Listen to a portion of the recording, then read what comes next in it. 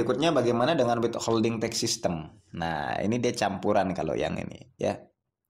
Ini dia dikenal sejak berlakunya ordonansi pajak pendapatan.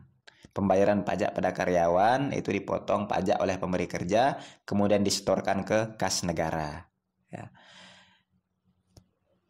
Jadi di dalam sistem ini wajib pajak itu membayar atau memberikan penghasilan kepada wajib pajak lainnya untuk memotong pajak dan menyetornya ke kas negara. Jadi kalau saya bekerja di sebuah instansi, maka saya memberikan kuasa misalnya kepada instansi tersebut untuk memotong pajak langsung. Dan kemudian dia sendiri yang mengurusnya kepada negara. Ya. Jadi real kasusnya misalnya, saya bekerja di sebuah bank. Ya, setiap bulan bank ini tempat saya bekerja dia membayar gaji saya sebagai karyawannya. Lalu apakah saya yang harus membayar sendiri pajak penghasilan saya setelah saya menerima gaji? Nah, dalam kasus ini ya sepanjang penghasilan itu setahun saya telah melewati PTKP, saya tidak perlu melakukan pembayaran itu sendiri karena sistemnya adalah pemungutan oleh pihak ketiga. Dalam hal ini tentu adalah pihak bank. Jadi dia berkewajiban untuk memotong pajak atas penghasilan yang telah diterima oleh saya selaku pegawainya, kemudian menyetornya ke kas negara dan melaporkannya ke administrasi perpajakan. Nah, withholding system ini seperti ini bekerjanya, ya. Dan dia memang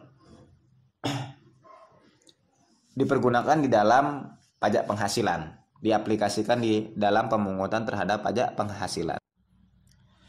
Nah, seterusnya kalau kita sudah memahami bagaimana sistem pemungutan pajak yang berlaku di suatu negara itu, maka penting untuk kita juga harus ya kita memahami apa yang disebut paham utang pajak. Ya. Jadi paham utang pajak itu ada yang disebut paham utang pajak material dan ada paham utang pajak formal. Apa yang disebut paham utang pajak formal? Di sini paham itu menyatakan bahwa adanya objek tidak menimbulkan hutang pajak. Ya. Jadi adanya objek tidak menimbulkan hutang pajak. Hutang pajak itu baru dia timbul apabila wajib pajak telah menerima pemberitahuan dari administrasi yang menyatakan besarnya pajak yang harus dia bayar. Jadi pemberitahuan itu disampaikan dengan mengirim surat ketetapan pajak. Tadi kan sudah kita bahas ya, atau tax assessment notice kepada wajib pajak. Itu yang disebut paham utang pajak formal. Nah, kalau paham utang pajak material itu pendapatnya adalah utang pajak itu timbulnya karena undang-undang. Jadi dia tidak bergantung pada ada atau tidaknya surat ketetapan pajak. Ya. Tadi kan sudah kita bahas di dalam sistem pemungutan pajak itu. Jadi wajib pajak itu dia tidak perlu menunggu untuk membayar pajak setelah dia memperoleh surat ketetapan pajak. Jadi ketika dia merasa atau dia sudah menerima penghasilan, setiap tahun dia harus melapor. Apalagi dia sudah melewati batas penghasilan yang harus dibayar kena pajak gitu kan. Itulah yang disebut paham utang pajak material. Nah, jadi dari rekaman yang saya rekam pada hari ini kita sudah membahas banyak hal dan itu poin-poinnya, garis-garis besarnya yang perlu diperdalam lagi dengan melakukan study from home gitu ya. Kita belajar dari rumah, kita menelusuri lagi literatur terkait dan kemudian kita akan diskusikan melalui aplikasi Zoom pada hari Senin minggu depan pada jam perkuliahan sebagaimana normalnya kita di kampus. Itu. Hari ini setidaknya saya sudah membahas bagaimana sejarah perpajakan itu, prinsip-prinsip dasar di dalam perpajakan, kemudian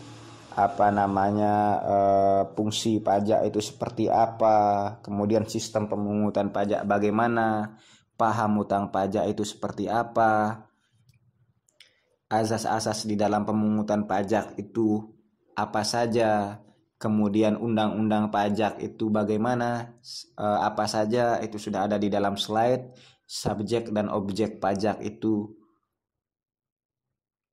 apa dan siapa, kemudian pungutan pajak pusat, pajak daerah, kemudian pajak yang dipungut oleh pusat dan daerah itu apa saja, semua sudah kita bahas, termasuk apa definisi pajak, apa definisi hukum, apa definisi daripada hukum pajak. Lalu apakah hukum pajak itu adalah hukum formil, hukum publik atau hukum privat, itu juga sudah kita bahas juga. Kemudian keterkaitannya dengan hukum-hukum yang lain juga sudah kita bahas. Oke, saya rasa saya cukup memberikan materi dulu. Nanti kalau ada perkembangan kita akan lanjutkan kembali dan kita akan bahas melalui Zoom diskusi kita. Karena meskipun nggak bertemu langsung nih, saya lebih enak bertemu langsung sebenarnya. Kita lebih diskusinya dua arah. Ini kalau saya sendiri ngomong terus selama 1-2 jam seperti ini capek juga, tanpa ada interaksi gitu kan. Kalau ada interaksi kan kita bisa istirahat sebentar gitu. Oke, terima kasih atas perhatian daripada rekan-rekan. Berikutnya saya punya tugas untuk UTS kita. Tugas saya adalah untuk membuat opini hukum. Ya, apakah pajak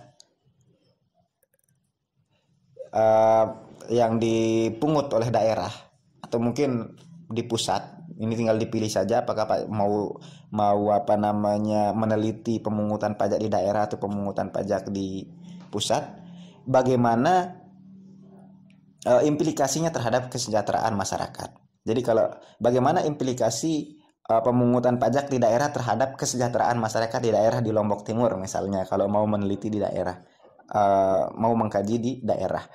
Kalau di pusat tinggal disesuaikan saya judulnya. Yang penting bagaimana implikasi pemungutan pajak itu terhadap kesejahteraan rakyat, itu atau kesejahteraan masyarakat.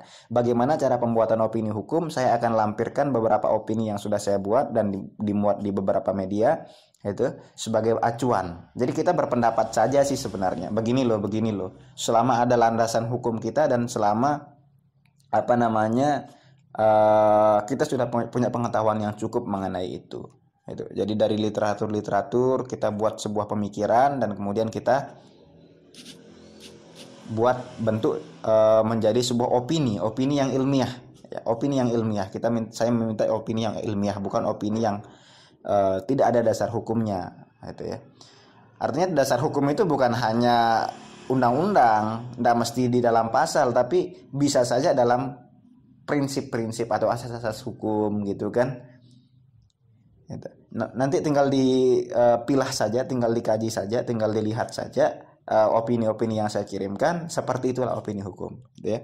Oke, terima kasih atas perhatian daripada rekan-rekan. Sukses selalu untuk kita semua dan semoga Allah Subhanahu wa taala senantiasa memberikan kesehatan kepada kita, terhindar dari wabah COVID-19 sekarang sedang melanda daerah kita. Assalamualaikum warahmatullahi wabarakatuh dan selamat siang.